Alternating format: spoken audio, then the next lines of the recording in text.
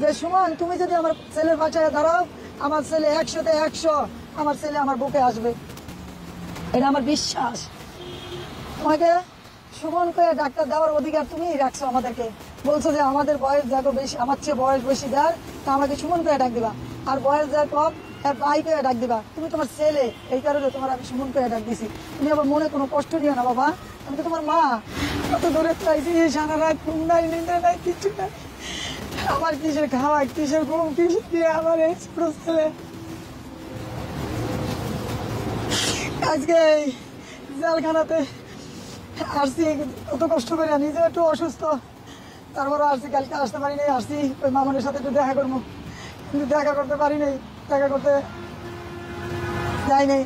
এখন কি করবো, এনে পয়সা রয়েছি, ওই যে পয়সা তাই ভালো লাগে না, যাইতে ইচ্ছা করে না। ছেলে তুইয়া প্রতিবন্ধী ছেলে মেয়েরই দেশে, আর বাবার দেশে আমি তোরা কি জানো তুইয়া শান্তি আছে না? ভালো লাগে না, আমার খাওয়া ভালো লাগে না, ঘুম ভালো লাগে। কালকের দিন বাদে পরশুদিন ঈদ, ঈদে আমার সব পরশুদিন ঈদ, আমার ছেলে মেয়ে ঈদগুলো সব মারি হয়ে গেল গা, সব শেষ হয়ে গেল গা। আমার মামন জানে, আমি সবার কাছে আবেদন করি, সবার কাছে একটা রিকোয়েস্ট করি, আমার যে ছেলে মেয়েরা আছে সবাই যে মামনের বাসায় দাঁড়াও। আমি সবাই ধরছি, ঠিক আছে, তোমাকে একটু সাপোর্টের দরকার, তোমরা সবাই একটু সাপোর্ট করো, পারলে মামনকে বাইর করার তাড়াতাড়ি সম্ভব হইব। মামনে যদি বাইর করতে লেট হয়ে যায়, ওর ভাই বোন, এই প্রতিপতি ভাই বোন কার মোহর দিকে তাকাইবো, কই যাইবো? আমি তো আর সহ্য করতে পারতাছি না। আজকে কদিন ধরে আমার ছেলে আমাকে ডাক দেয় না, আমার করে যারা ভাই তো তুমি ঘরে জায়গা, আমি গেলে যাইতে পারি নাই। আমার খুব শরীর অনেক অসুস্থ নিয়ে আমি আইছি মামনের দেখতে, কিন্তু দেখতে পারলাম না, এই দুঃখ। আর একটা কথা, ব্যারিস্টার সুমন বাবা, আমি কিন্তু করতেছি, তারপরেও তোমার আমার পাশে দরকার। তোমার কাছে আমি একটু আবেদন করতেছি, তোমার কাছে একটা রিকোয়েস্ট করতেছি বাজান, তুমি আমার পাশে দাঁড়াও। আমি জানি তুমি গরিবের জন্য তুমি সাহায্য সহযোগিতা করো, আমি জানি তুমি খুব ভালো ছেলে, তোমার আমি সব কিছু দেখি, দেখার পরে আমার মন কামতাছে। তোমার কাছে আমি বারবার রিকোয়েস্ট করতেছি, তুমি আমার এই অসহায় ছেলের পাশে দাঁড়াও। ওর দুইটা ভাই বোন, একটা বউ, 3 জন প্রতিবন্ধী, আবার নাতিন আছে, এগুলো সব হয় ভরণ পোষণ দিতে আছে। আজকে যদি ওই জেলে থাকে, এগুলোর ভরণ পোষণ কে দিবে? এগুলোর কে কষ্ট এই দূর করবো? আজকে একটা ঈদের দিন, আজকে 2 দিন পরে ঈদ, আজকে আমার ছেলে মেয়েদের সামনে একটু বস্তু আমি দিতে দেওয়ার মতন আমার তফিন হয় নাই। মামুন পাঠাইছে, তুমি গিয়ে একটা গরু কিনো, আমি গেছিলাম, কিন্তু কিনার আমার ভাগ্য হইলো না। রাত্রে শুনি যে মামুনের পুলিশ অ্যারেস্ট করছে।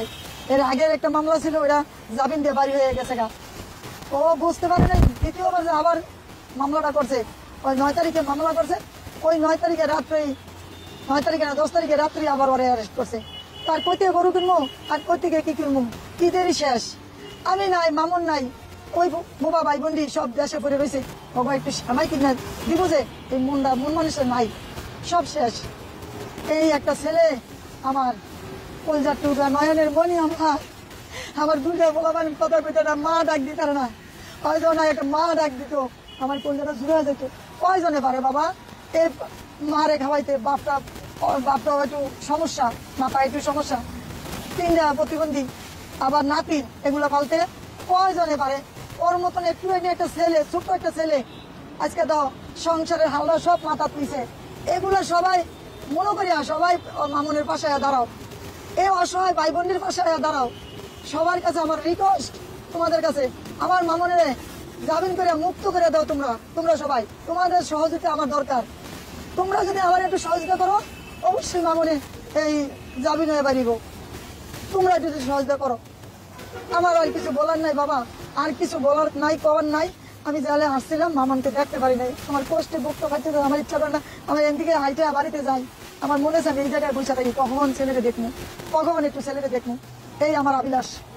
ঠিক আছে বাবা, যদি আমি কোনো ভুল টুটি করে থাকি, কোনো কথার ক্ষেত্রে, কোনো কাজে, যদি আমি তো আমার মাথা তো বোঝো ঠিক নাই, অনেক সময় অনেক কথা বইলা ফেলাই, খারাপও বইলা ফেলাই, ভালোও বইলা ফেলাই। তোমরা আমারে ক্ষমার দৃষ্টিকে দেখবা। তোমাদের কাছে অনুরোধ, যদি আমি ভুল করি, এগুলো ক্ষমার দৃষ্টিকে দেখবা, কেউ নেগেটিভ নিবা না বাবা।